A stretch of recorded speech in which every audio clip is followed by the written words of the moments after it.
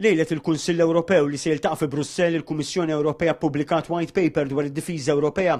F'dan id-dokument il-Kummissjoni Ewropea qed tipproponi nefqa ta' 800 biljun euro biex sa 5 snin oħra l-Istati Membri Ewropej jkunu armati b'mod militari. Fil-white paper il-Kummissjoni Ewropea fakret li mill-2022 sal-lum l-Unjoni Ewropea nefqet 50 biljun euro fajnuna militari u kważi 140 biljun euro fajnuna lill-Ukrajna. Argumentat li mingħajr iktar għajnuna Ewropea fid-difiża fl-Ukrajna ma tistax tirrenja paċi dejjema u ġusta.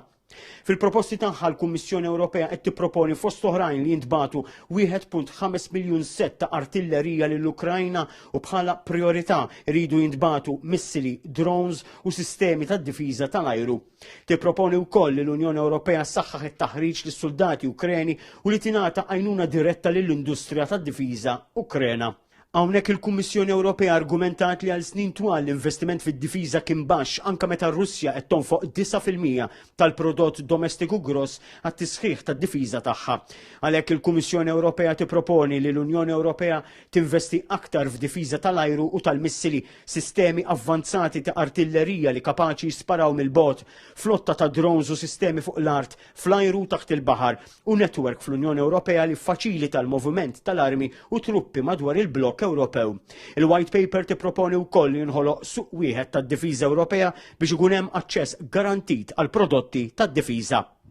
Il-Kummissjoni Ewropea qed tipproponi instrument imsejjaħ rearm li permezz tiegħu qed tipproponi li l-Unjoni Ewropea tagħmel nefqa ta' 150 biljun euro fid-difiża. Qed tipproponi wkoll li meta jseħħu avvenimenti bħal invażjoni Russa fl-Ukrajna kull pajjiż ikun jista' jżid in-nefqa tiegħu fil-difiża sa 1.5% tal-prodott gross domestiku li jkun ifisser nefqa totali Ewropea ta' 650 biljun f'armamenti u difiża.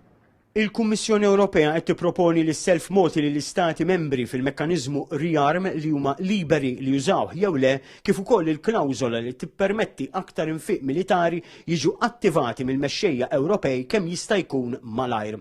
Huwa mifhum li matul is-summit il-Prim Ministru Robert Abela se jtenni l-pożizzjoni ta' Malta li mhux se taċċetta li tkun obbligata tonfoq fondi fuq l-armi u lanqas li titabba bil-pis ta' dejn li jagħmlu stati membri minħabba nfiq fuq id-difiża.